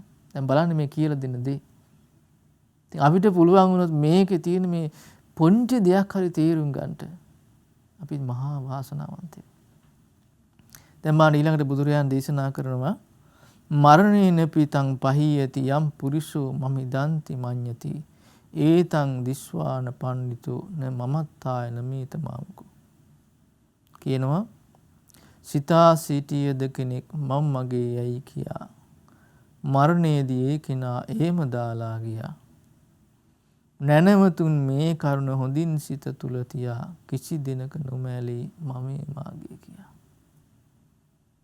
බලන්න කොයිතරම් අපි අල්ලන් ඉදියත් මේක මගේ මටයි අයිති කියලා අපි මැරෙනකොට දාලා යන්න වෙනවා. දැන් කොච්චරද කියලා කියන්නේ අපි ගොඩාක් ආදරෙන් අල්ලගෙන ඉන්න දෙයක් නේ තමන්ගේ මේ ශරීරයනේ. කවලා පෝලා නාවලා සෙන් පවුඩර් ගාලා මේකප් කරලා ලස්සන තියාගන්න හදන දේ විටමින් දීලා බෙහෙත් දීලා ඉන්ජෙක්ෂන් ගාලා නේ ඒකත් දාලා යන්න වෙනවා. ඒකත් දාලා යන්න වෙනවා. අනිත් දේවල් ගැන කවර කතාවද? කොයිතරම් ආසාවෙන් බැඳිලා අල්ලගෙන ඉඳියත් දාලා යන්න වෙනවාමයි.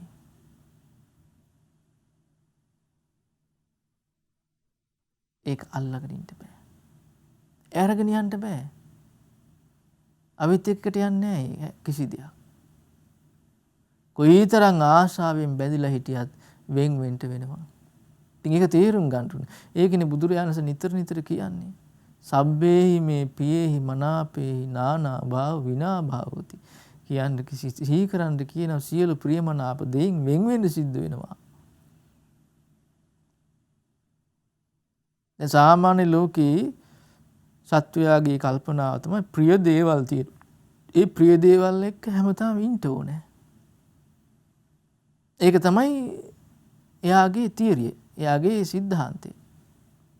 ලෝකේ තියෙන්න ඕනේ ධර්ම ප්‍රිය දේවල් ආස කරන දේවල් ආදරය කරන කට්ටිය එකට ඉන්න ඕනේ. හැබැයි සත්‍ය ඒක නෙමෙයි. දවසක් වෙනවා වෙන් වෙන්න. ප්‍රිය දේ වෙන් වෙන්න වෙනවා. තමන් ජීවත් වෙලා ඉඳදී ප්‍රිය ආදරය කරන කට්ටිය නැති වෙලා යනවා. මරණයටපත් වෙනවා. සමහර ඒ කට්ටිය ඉඳදී අපි මරණයටපත් වෙනවා. දැන් දරුවෝ ඉන්නවා. සමහර දරුවන්ගෙන් වෙන් අම්මා තාත්තා හරි ආදරේ වෙන් වෙන්න වෙනවා. සාමියා බිරිඳ ඉන්නවා ආදරෙන් ඉන්න වෙන් වෙලා යන්න වෙනවා. යාළුවෝ ඉන්නවා එකට වෙන් වෙන්න වෙනවා. ඒ පුද්ගලයාට ගත්තු. එමෙ තමන්ගේ ප්‍රිය වස්තු තියෙනවා. හරි ආසාවෙන් තමන්ට කියලා අයිති කරගෙන ඉන්න. හැබැයි දාලා යන්න වෙනවා. ඉඩ කඩන් වලට ආසාවෙන් ඉන්න මේ අපේ උපන් තැන දාලා යන්න වෙනවා. වාහන අල්ලගෙන මේක මගේ වාහනේ දාලා යන්න වෙනවා. කොයිතරම් ආශාවෙන් අල්ලගෙන ඉඳියට ඒ හැම දෙයක්ම අතහැරලා දාලා යන්න වෙනවා. මේක තේරුම් ගන්න ඕනේ. ඒ නිසා තමයි බුදුරජාණන් දේශනා නුවණ තියෙන කෙනා මේ යථාර්ථය තේරුම් ගන්නවා. තේරුම් ගන්නකොට හැම වෙලාවෙම සිහියෙන් ඉන්නවා කල්පනා කරේ මේවා අතහැරලා යන්න වෙනවා. වෙන් වෙලා යන්න. ප්‍රිය දේවල් වෙන් වෙන්න වෙනවා. ඒක තේරුම් ගන්න කෙනා සෝක් කරන්නේ. දැන් හොඳම උදාහරණයක් බලන්න කෝස් මේ බන්දුල මල්ලිකාගේ කතාව. මේ බන්දුල මල්ලිකා දේවිය විවාහ වුණේ බන්දුල සේනාපතිත් එක්ක. මහා ලොකු මහා යුද්ධ යෝධයෙක්. කොසල් රජතුමාගේ සේනාපති. එතකොට මේ මල්ලිකා විවාහ වෙලා ගියාට පස්සේ දරුවෝ ලැබුණේ නැහැ. බොහෝ කාලයක් දරුවෝ හිටියේ නැහැ. ඉතින් බන්දුල සේනාපති කිව්වා ඔබට දරුවෝ නැහැ. ඒ නිසා ඔබ මාත් එක්ක ඉඳලා වැඩක් නැහැ. බාපෝ යන්න. තමන්ගේ අම්මගේ ගෙදරට. එතකොට බුදුරජාණන් වහන්සේ බහැ දකින්න මල්ලිකා එනවා. ඇවිල්ලා කියනවා යන ගමන් මේ කතාව කියනකොට බුදුරජාණන් වහන්සේ ඒ කතා බහ කරලා පස්සේ මල්ලිකා තේරුම් ගන්න යන්න ඕනේ ඉන්න එකයි හොඳ. ආපහු බන්දුල සේනාපති ගාවට එතකොට විස්තරය කරන බුදුරජාණන් වහන්සේ එක්ක වෙච්ච කතා බහ කියනවා. යන්න එපා කිව්වා කියන එක. ඊට පස්සේ ටික කාලෙකින් බන්දුල මල්ලිකාට දරුවෝ ලැබෙනවා. නියුන් දරුවෝ 16 වතාවක් නියුන් දරුවෝ ලැබෙනවා. එතකොට දරුවෝ 32 හැම කෙනාම පිරිමි දරුවෝ. පිරිමි දරුවෝ 32ක් මේ බන්දුල මල්ලිකාවට හිටියා. ඒ පිරිමි දරුවෝ 32ම තාත්තා වගේ නිරෝගී සම්පත් යෝධයෝ. ඒක බන්දුල සේනාපති කරන 33 දෙනයි. ඊට බලන්න කාලයක් තිස්සේ දරුවෝ නැතුව ඉඳලා දරුවෙක් හමුනට පස්සේ කොයිතරම් හිතවත්කමක් ඇති වෙනවද කියලා දරුවොත් එක්ක. මේ සමහර අම්මලා තාත්තලා කියන්නේ නේ. කාලයක් හිටියා මේ දරුවා හම්බුනේ. පිටපස්ස තමයි දරුවා හම්බුනේ. පණ වගේ ආදරෙන්. ඒක අවස්ථාවක මොකද උනේ කොසල් රජුරෝ වැරදි වැටහීමක් නිසා මේ බන්දුල සේනාපති ඇතුළු මේ දරුවෝ ටික මගේ රාජ්‍ය අල්ල ගන්න ඉල හැත්තේ කියලා හිතලා කුමන්ත්‍රණයක් කරලා මේ දරුවෝ ටිකයි ඒ අම්මා ඒ තාත්තයි ඔක්කොම ඝාතනය කළා. මරවලා දැම්මා. එතන මේ පණිවිඩය හම් වෙනකොට බන්දුල මල්ලිකාවේ හිටියේ දානේ බෙද බෙදා. සේවකයෙක් ඇවිල්ලා ලියුම් කෑල්ලක් දුන්නා. බන්දුල මල්ලිකාවට. මල්ලිකාව මේ ලියුම් කෑල්ල කියුවා. පණිවිඩේ තේරුම් ගත්තා. එහෙම මේක ඉනිය ගහගත්තා දානේ බෙදුවා.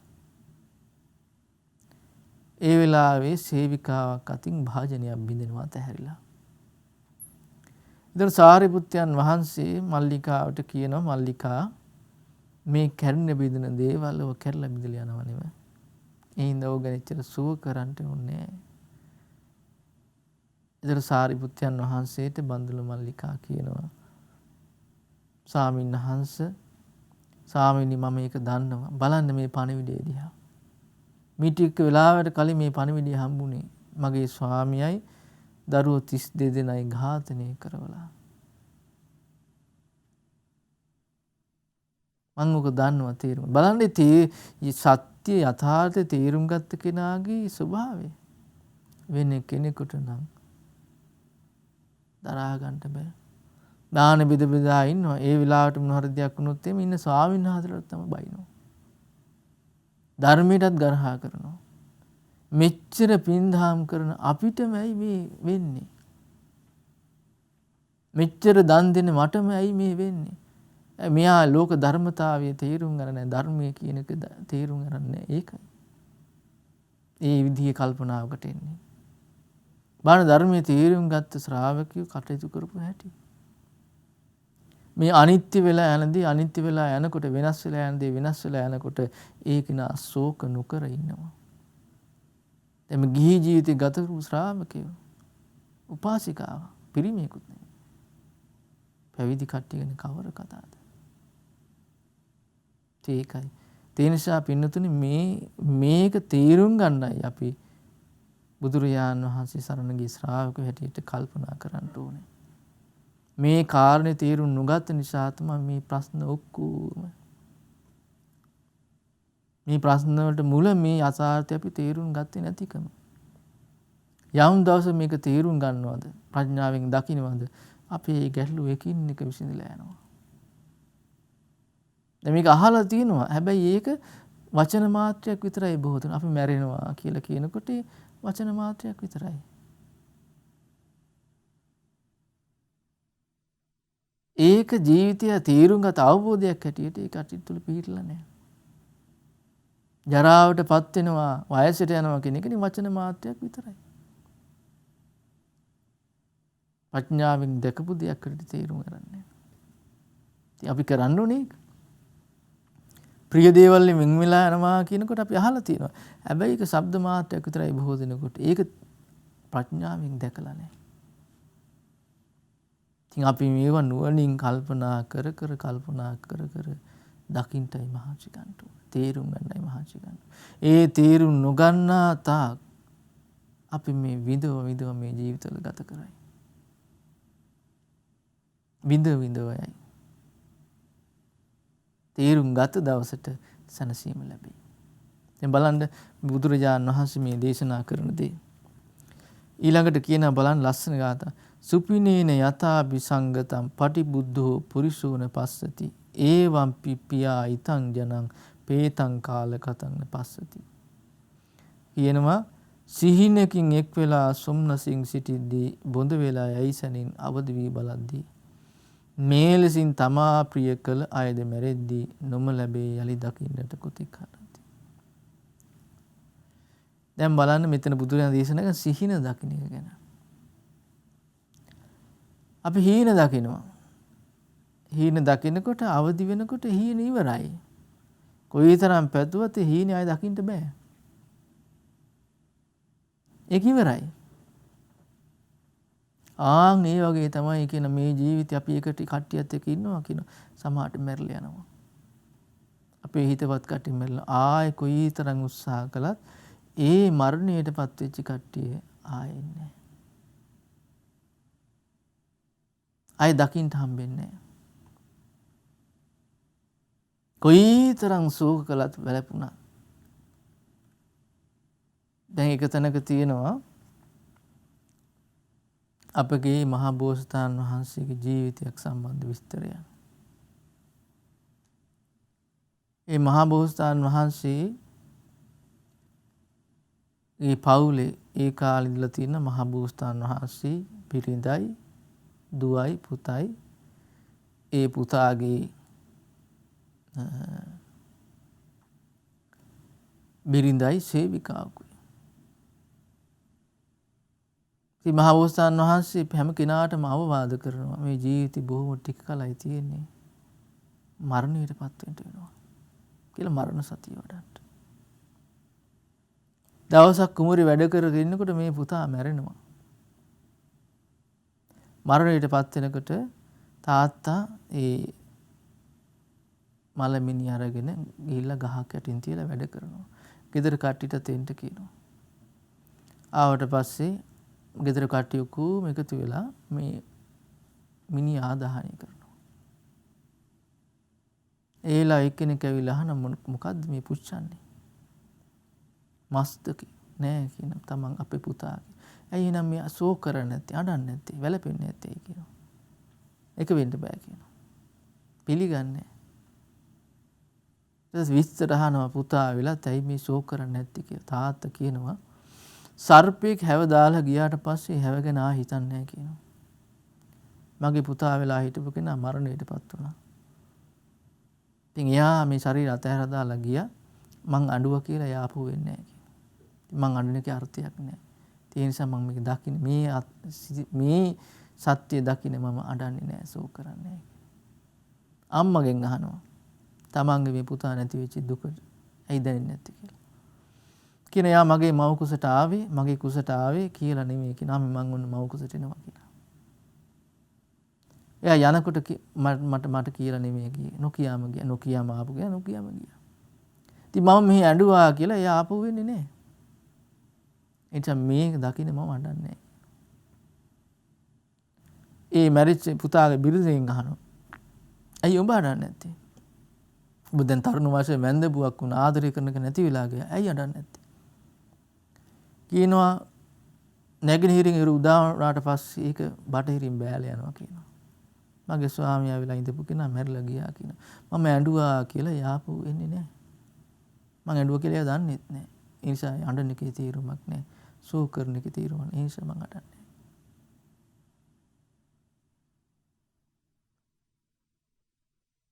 සහෝදරියෙන් අහනවා ඇයි ඔබ අඬන්නේ නැත්තේ කියනවා. කියනවා මගේ සහෝදර වෙලා හිටපු කෙනා මැරිලා ගියා. මම අඬුවා කියලා එයා ආපු වෙන්නේ නැහැ. මේ අඬනකොට මේ ශරීරයට වෙහෙසයි. මගේ පෙනුමත් අවපැහැගෙන යනවා. වෙනස් වෙලා යනවා. ඒ නිසා මම අඬන්නේ නැහැ කියනවා. සේවිකාවෙන් අහනවා කියනවා මම මේ වතුර ගේන්න මැටි කලේ අරගෙන ගඟට ගිහිල්ලා යනකොට සමහරලාට කලේ වැටලා මිදෙනවා. ඒ කෑලි වෙලා යනවා. ඊට පස්සේ ඒක එකට වෙන්නේ නැහැ කියනවා. ඒ වගේ කියනවා. මේ මගේ ස්වාමියා මැරිලා ගියා. මම ඇඬුවා කියලා එයා ආපහු වෙන්නේ නැහැ.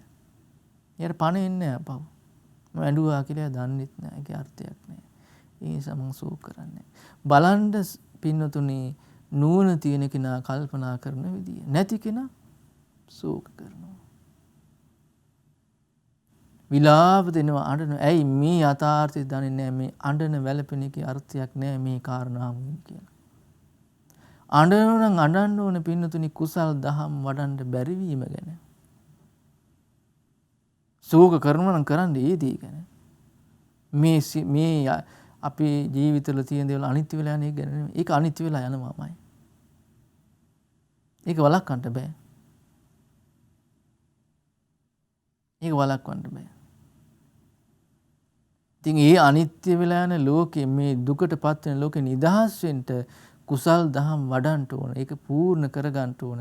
එතකොටයි ජීවිතය යහපත් වෙන්නේ. අනිත්‍ය වෙලා යන දේවල් අනිත්‍ය වෙලා යනකොට ඇඬුවා වැළපුණා කියලා නෙමෙයි. ඒ නිසා මේ තේරුම් ගන්න අපි එකට ඉන්න කට්ටිය නැති වෙලා යනවා ඇඬුවා වැළපුණා කියලා ඒ දේවල් ආපහු ලැබෙන්නේ නැහැ. හරියට හීනයක් දැකලා අවදි වුණා වගේ ආයි හීනියයි දකින්න බෑ. සුන්දර ලස්සන හීන දකින්නවා අවදි වුණාට පස්සේ ඒ වගේ.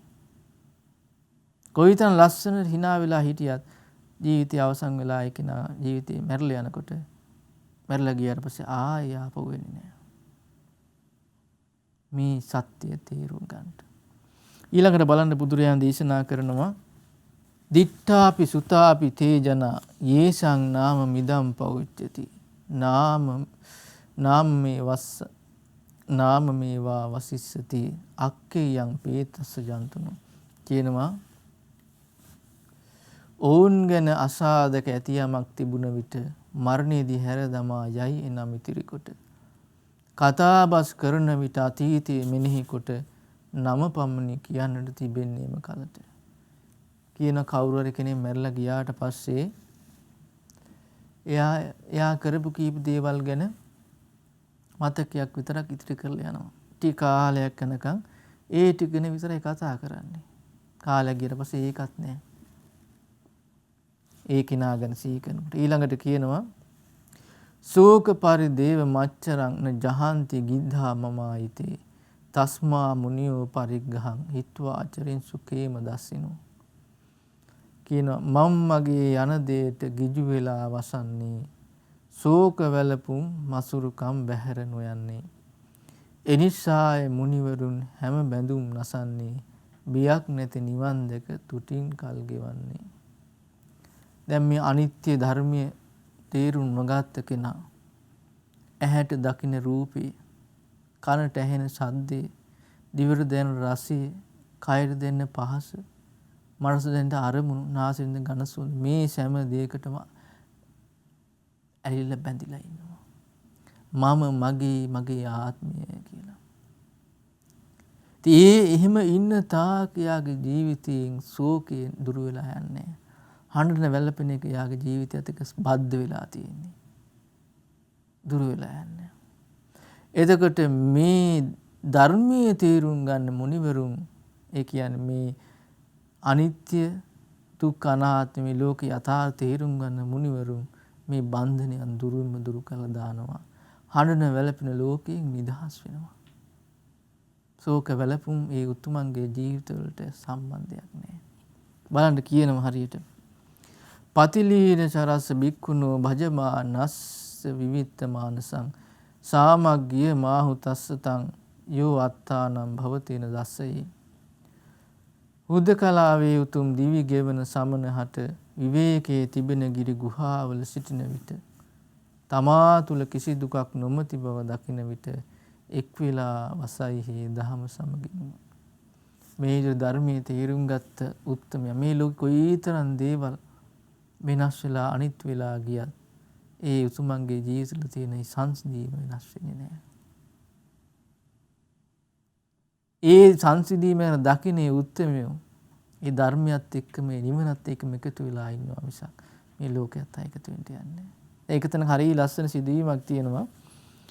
දවසක් සාරිපුත්යන් වහන්සේ ආනන්ද ස්වාමීන් වහන්සේට කියනවා පිනත් ආනන්දයන් වහන්සේ මේ ලෝකේ අනිත්‍ය දේවල් අනිත්‍ය වෙලා යනකොට මගේ හිත තුල ශෝකයක් දුම්නසක් හට ගන්නවා නම් එහෙම කිසි දෙයක්වත් මම දකින්නේ නැහැ මේ ලෝකේ කියලා. එතකොට සාරිපුත්යන් වහන්සේගෙන් ආනන්දයන් වහන්සේ අහනවා සාරිපුත්යන් වහන්සේ එතකොට සාතුන් වහන්සේට යමක් වුණොත් එතකොට ශෝකයක් හට ගන්නේ නැද්ද කියනවා. නැහැ කියනවා. සාතුන් වහන්සේගේ ජීවිතයට අනතුරක් වුණත් ඒ කියන්නේ පිරිනුවන් පෑවත් මගේ හිතේ ශෝකයක් හට ගන්නෑ කියලා. හැබැයි මට මෙහෙම කල්පනාවක් හිතේ බුදුරජාන් වහන්සේ බොහෝ කලක් මේ ලෝකේ වැඩ හිටියා නම් ඒක දෙව් මිනිසුන්ට මහා යහපතක්. අහෝ ඒ යහපත දැන් නැහැ. එහෙම අදහසක් හිතේ ඇති වේ. හැබැයි ශෝකයක් හටගන්නේ නැහැ. බලන්න මේ අනිත්‍ය ධර්මයේ තේරුම් ගත්ත මේ ජීවිත යථාර්ථ තේරුම් ගත්තේ උතුමන්ගේ ජීවිතවල තියෙන සංසිඳුණු ස්වභාවය. මොනතරම් අභියෝගයකට මුහුණ දුන්නත් සංසිඳුණු හිතින් වාසය කරනවා. එහෙම නැති කෙනාට තමයි පුංචි දෙයක් ඇති ජීවිතේ කඩාගෙන වැටෙන්නේ. මේ යථාර්ථ තේරුම් නොගත්ත මේ මිනිසුන්ගේ ජීවිතවලට පුංචි වෙනසක් ඇති. කඩාගෙන. හොඳට hina වෙලා හිටපු කෙනා අනිත් දවසේ hina වුනේ නැත්තම් ඇති.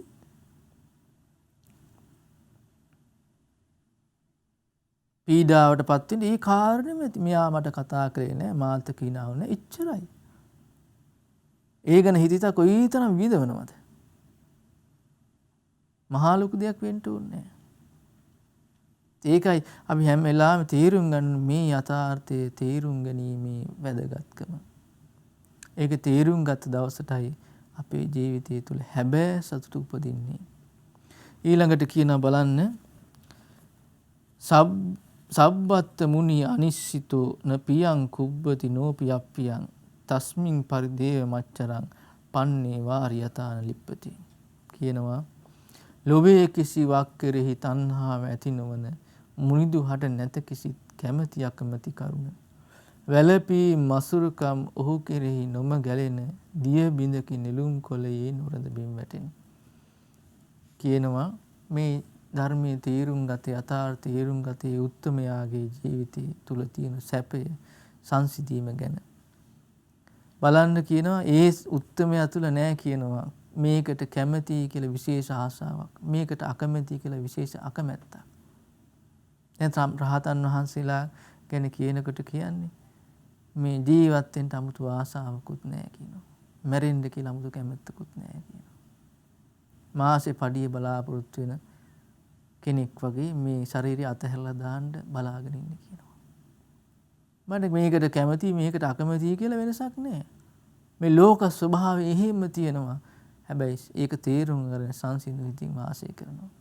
ඒ ජීවිතය තුළ හඬන වැළපෙන මසුරුකම් ලෝභ කිරීම ආදී දේවල් එකතු වෙලා නැහැ කියනවා. හරියට කියනවා නිලුම් කොළේ යත්තේ කොළේ වතුර රැඳෙන්නේ නැහැ වගේ කියනවා. ඒ මුනිවරයාගේ ජීවිතයෙන් හැඬීම් වැළපීම් දුර වෙලා යනවා කියන එකතු වෙලා නැහැ, බද්ධ වෙලා නැහැ. මේ ලෝකෙම හඬා වැළපුණත් මේ ලෝකෙම ශෝක කළත් යම් කරුණක් හමුවේ ඒ උතුම් මුනිවරයා ශෝක නොකර සංසිඳීමෙන් වාසය කරනවා. බණ පින්නතුනි ධර්මයට පුළුවන් ඒක ඇති කරගන්න. දැන් බලන්න තමන්ගේ පවුලේ උදවිය තමන්ගේ ස්වාමියා මැරුණා, දරුවෝ මැරුණා, අම්මා තාත්තා මැරුණා කියලා ඒ ගැන හිතලා ශෝකයෙන් පිස්සු වැටිච්ච පටාචාරාවට ධර්මය හම්බුණා. ධර්මය හම්බුණාට පස්සේ ශෝකේ දුරින්ම දුරු කළා. ශෝක නොවන හිත හදාගත්තා. අන්න කොයිතරම් ඇත්තද මේක. මේ යථාර්ථය තේරුම් ගත්ත කෙනාගේ ජීවිතයට ශෝක වැළපීම් සම්බන්ධයක් නැහැ. සංසිඳීමයි සැනසීමයි සම්බන්ධ වෙලා තියෙන්නේ. ඊළඟට බලන්න කියනවා උදබින්දු යථාපි පොක්ඛරේ පදුමේ වාරි යථාන ලිප්පති ඒවං මුනිනෝ පලිප්පති යදිදං දිට්ඨ සුතං මුතේසුවා. කියන නෙළුම් කොළයෙන් වැටෙන දිය මිදක් විලසටම පියුම් මත නොරැඳෙන පැන් පොදක් විලසටම ඇසූ දුටු හා සුවඳ රස පහස සැවමටම නොමැලේ මුනිතුමා පැන් පොදක් විලසටම. මේ යථාර්ථ තේරුම් ගත්ත මුනිවරයා මේ අහන දකින දේවල් වලට නාසින් ගඳ සුවඳ දිවට දැනෙන රසය කයර දැනෙන පහස හිතට දැනෙන හිතවලට ඇලෙන්නේ නැහැ කියනවා. ඇලෙන්න හේතුවක් නැහැ, කාරණයක් නැහැ. මේක අනිත්‍යයි, මේක වෙනස් වෙලා යනවා, මේක තමාගේ වශයෙන් පවත්වන්න බෑ කියලා තේරුම් ගැනීම. දැන් ඒක තැනක හරිය ලස්සන විස්තරයක් කෝට්ටිත සූත්‍රය සඳහන් වෙනවා. සාරිපුත්‍රයන් වහන්සේ කෝට්ටිත මහරහතන් වහන්සේට කියනවා විනත් කෝට්ටිත මේ භාග්‍යතුන් වහන්සේට තියෙනවා කියනවා ඇහැක්. පස්සති භගවා චක්කුණා රූපං භාග්‍යතුන් වහන්සේත් ඇසින් රූප දකිනවා. චන්දරාගෝ භගවතුන් අත්. ඒ වුණාට භාග්‍යතුන් වහන්සේට චන්දරාගේ නැහැ. සුයිමුත්ත චිත්තෝ භගවා. නිදහස් වෙලා ඉන්නේ. මනාකොට මිදුණු සිත් ඇත්තකී බුදුරජාණන් වහන්සේ. කනක් තියෙනවා භාග්‍යතුන් වහන්සේට. කනෙන් ශබ්ද අහනවා. හැබැයි චන්දරාගේ නැහැ. මනාකොට මිදුණු සිතින් යුක්තයි කියනවා. හරි ලස්සනට විතර බලන්න ඒ විදිහට අසන දකින දැනෙන රස පහස කිසි දෙයකට මේ යථාර්ථ තීරුම් ගත්ත මුනිවරයා ඇලෙන්නේ නැහැ කියනවා. හරියට නෙළුම් කොළේ රැඳෙන්නේ නැති නෙළුම් මලේ රැඳෙන්නේ නැති පැන් බිදක් වගේ කියනවා. ආසාව එකතු වෙලා නැහැ. එකතු සම්බන්ධයක් නැහැ මේ ලෝකෙට. ඊළඟට කියන බලන්න දෝනෝ නහිතේන මඤ්ඤති යදිදං දිට්ඨ සුතං මුතේසුවා නාඤ්ඤේන විසුද්ධි මිච්ඡති නහිසෝ රජ්‍යති නෝ විරජ්‍යති. කියනවා තමා දකින ආසන සුවඳ රස පහසගෙන රහත් මුනිතුමා හැට සිතක් නැතෙහි රැඳෙන නොමසිතයි සනසුමක් ලබන්නට නොමගින නොම ඇලෙයි රාගයට හෝ විරාගයට හැදෙන. බලන්න පින්නතුනි ඒ ජීවිතය තුළ තියෙන සංසිඳීම. යථාර්ථයේ දැකපු කෙනා මේ ඇසින් දකින රූපයට, කනට කනින් ඇහෙන ශබ්දයට, නාසයෙන් දැනෙන ගඳ සුවඳට, දිවට දැනෙන රසය, කයට දැනෙන පහස, හිතට එන අරමුණු වලට ඇලෙන්නේ නැහැ. ගැටෙන්න යන්නෙත් නැහැ. ඒ ධර්මතාවයේ ලෝකේ තියෙන ස්වභාවය ඒ විදිහට යනවා. ඒත් එක එකතු වෙන්නේ නැතිව ඉන්නවා. බලන්න හරි ආශ්චර්යයි. ඒ ජීවිතය තුළ සංසිඳීමයි සැනසීමයි තියෙන්නේ. ඒ ජීවිතය තුළ ශෝක වැළපීම් නැහැ. පින්වත්නි බුදුරජාණන් වහන්සේ අපිට පෙන්ලා දෙන්නේ අන්නේ ජීවිතය කරා යන්නයි. ඒතර මේ බලන්න මේ දහම් කාරණා අසපු ඒ බුද්ධ මහතා බුද්ධ පිතා මේ අම්මයි තාත්තයි සෝතාපන්න වුණා. ඊට පස්සේ ධර්මයේ ඉගෙනගෙන ඒ ඇත්තෝ ඉතිරි මඟඵල සම්පූර්ණ කරලා මේ බුදු ශාසනය නිවන අවබෝධ කළා. ඉතින් අපි තේරුම් ගන්න ඕන පින්නතුනේ අපිටත් ඒකයි කරන්න ඕනේ. බුදුරජාණන් සරණ ගිය ශ්‍රාවකයෝ හැටියට මේ ජීවිතයේ මේ තියෙන යථාර්ථය දකින්න මහන්සි ගන්නයි ඕනේ. මොකද්ද මේ ජීවිතයේ ස්වභාවය? මේ වයසට යන ජීවිතයක්. අපිට මේ ටික කාලය ජීවත් වෙන්න තියෙන්නේ. මේ ඔක්කොම දාලා යන්න වෙනවා. දැන් මේ කාරණානේ මේ ධර්ම පෙළ දෙන්නේ. ඒතර මේ ජීවිතය අනිත්‍ය දෙයක්, විනාශ වෙලා යන දෙයක්, තමන්ගේ වසඟේ පවත්වන්න බැරි දෙයක් කියලා තේරුම් ගත්ත කෙනා මුනිවරයා සතුටින් ඉන්නවා. හඬන වැළපෙන ලෝකයෙන් නිදහස් වෙනවා. ඉතින් අපිට ඕනේ ඒක නෙමෙයිද? ශෝක කරන්නේ නැති, වැළපෙන්නේ නැති, දුකින් නිදහස් වෙච්ච ජීවිතයක් නේද ඕනේ. අන්න ඒක කරන්න තියෙන එකම එක ක්‍රමය මේ යථාර්ථය අවබෝධ කිරීමයි. ඒ ශෝක වැළපීම් නැති ජීවිතයේ සල්ලි වලට දෙන්න බෑ. ධන සම්පත් වලට වෙන කිසි දෙයක රන් රිදී වලට දෙන්න බෑ. ස්වාමියා බිරිඳට ඒක දෙන්න බෑ. දරු මල්ලන්ට ඒක දෙන්න බෑ. ඒක දෙන්න පුළුවන් මේ ශ්‍රී සද්ධර්මයට පමණමයි. ඒ නිසා පින්නතුනි ඒ අපේ ජීවිතයේ ශෝකයෙන් නිදහස් කරවන ඒ ශ්‍රී සද්ධර්ම අපිට අහන්න ලැබුණ වෙලාවේ අපි උත්සාහවත් වෙන්න ඕනේ. ඒ ධර්මයේ අර්ථය අපේ ජීවිතයට සම්බන්ධ කරගන්න. යම් දවසක ඒ ධර්මය අපේ ජීවිතයට සම්බන්ධ කරගත්තද අපේ ජීවිතය සුන්දර වෙන්න පටන් ගන්නවා. පරිපූර්ණ විදිහේ ජීවිතයට අපේ ජීවිතේ ධර්මයේ සමීප කරගත්තද අපේ ජීවිතවල පරිපූර්ණ සාන්තිය ඇති වෙනවා. ඉතින් ඒ සුන්දර වූ සැනසීමෙන් පිරුණු ඒ උතුම් වූ ජීවිතය කරා යන්න අපි ධර්මයේ පිහිට පිළිසන හදා ගන්න ඕන. ඉතින් ඒ සඳහා මේ පින්වත් සියලු දෙනාටම ශක්තිය, ධෛර්යය, වාසනාව උදා වේවා. ඉතින් අද සතියන්ත සීල භාවනා වැඩසටහනට වැඩම කරමින් සංසිඳීම පිණිස වන භාග්‍යවතුන් වහන්සේ වදාළ උදාර ශ්‍රී සද්ධර්මය අපගේ පින්වත් ස්වාමීන් වහන්සේ අප හැම දිනාටම කරුණාවෙන්ම දායාද කොට වදාළා. ඉතින් අපට අනුකම්පා ඇති ගරුතර මහා සංඝරත්නය අපි හැමදෙනාම ආදර ගෞරවයෙන් වන්දනමාන කරමු. ස්වාමීනි අපගේ নমස්කාරය වේවා. ඉතින් සතියන්ත සීල භාවනා වැඩසටහනේ ඊළඟ අධ්‍යයන උදෑසන භාවනාව පිණිස වේලාවෙන් කරගන්න අවස්ථා පිළියෙලවලම.